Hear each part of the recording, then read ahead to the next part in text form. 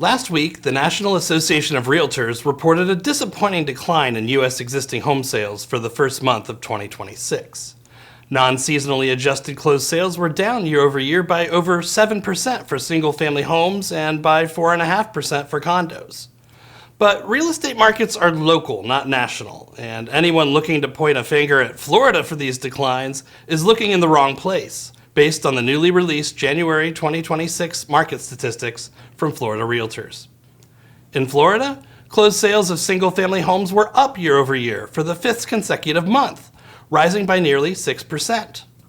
They were also higher than the January counts from 2024 and 2023 as well, making this the strongest January for closed single-family home sales in Florida since 2022, when 30-year fixed mortgage rates were still close to 3%.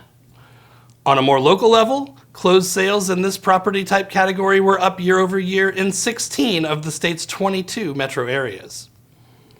Closed sales of condos and townhouses were up year over year in January for the fifth straight month as well, this time increasing by just over 5% compared to a year ago. That's also the highest January total since 2022. And locally, condo and townhouse sales were up in 15 of Florida's 22 metros compared to a year ago. In addition to seeing more January closings across Florida than in recent years, we saw a lot more homes come onto the market as well. Our data only go back to 2008, but last year, January new listings were at an all-time high over that time span in both property type categories. As of now, though, the crown for the most January new listings belongs to 2026. Looking at the single-family home category, new listings were up 7% compared to a year ago. It's too early to draw definitive conclusions as to how this will carry over into the rest of the year. Many homes were pulled from the market last year when sellers were dissatisfied with the lack of offers they were receiving at their desired price points. So many of these new listings could be homes that were previously on the market last year. I'll note that our new listing statistics do exclude any homes that were actively on the market within the past 60 days, unless they sold during that time and are now being flipped. Still, there could be a number of homes here that were active earlier in 2025 and have been off the market for a few months. That said, new listings of single-family homes also started very strongly last year, reaching multi-year highs in each of the first 4 months. But after that, new listings faded as the year went on. By year's end, we ultimately only ended up with slightly more single-family new listings than we had in 2024, and fewer than we had in either 2021 or 2022. Something similar happened in the condo and townhouse category. Strong numbers of new listings over the first 4 months of 2025 were followed by some of the leanest months we've had for new listings in a long time. Overall for 2025, new listings of condos and townhouses ended up being down compared to the prior year.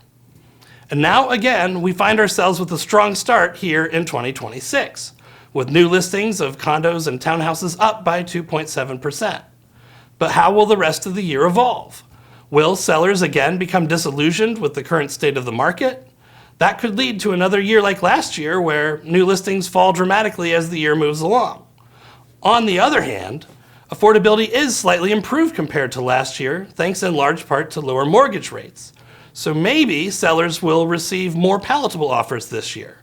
And even if they don't, unsuccessful sellers that had unrealistic expectations last year might come down to earth this year. One metric we should pay close attention to then is new pending sales, the number of homes for sale that go under contract each month.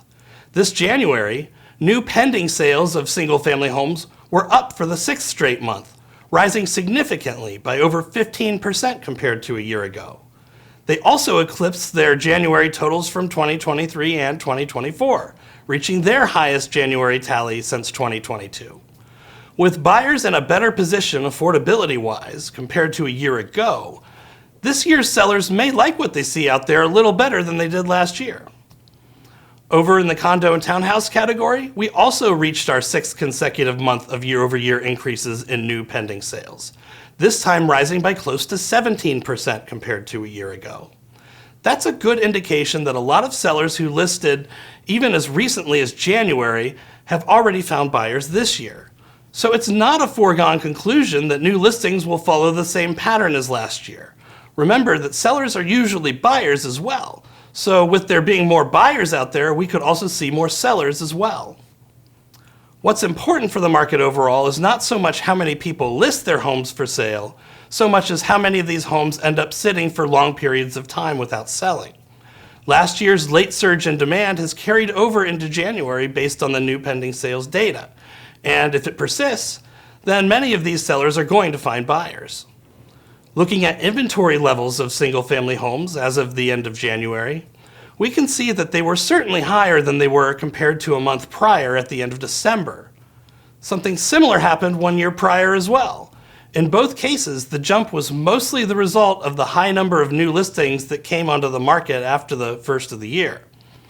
Note that inventory at the end of December 2025 was also remarkably low, making that 1 month change in inventory into January look much more significant than it really was. But inventory as of January is really very much in line with where it was heading in September and October. On a year-over-year basis, single-family inventory was only up by less than 3%. That's a far cry from January of last year when it was up by over 31%. The same is true over in the condo and townhouse category, which was up by less than 1% year over year this January. In January 2025, inventory was up nearly 40% compared to the year prior. If we look over a longer timeline, back to 2008, we can also see that inventory levels in both property type categories are still far, far below their all-time highs.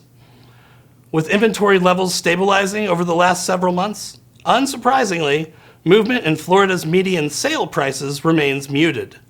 In the single-family category, the median sale price was down by a little over 1% compared to a year ago, falling to $405,000. In the condo and townhouse category, the median price among closed sales in January was down close to 2.5% year over year, coming in at $305,000.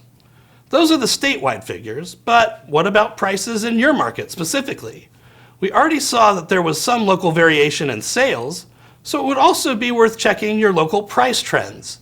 And if you're a member of Florida Realtors, you can do just that by utilizing our SunStats statistical platform at sunstats.floridarealtors.org.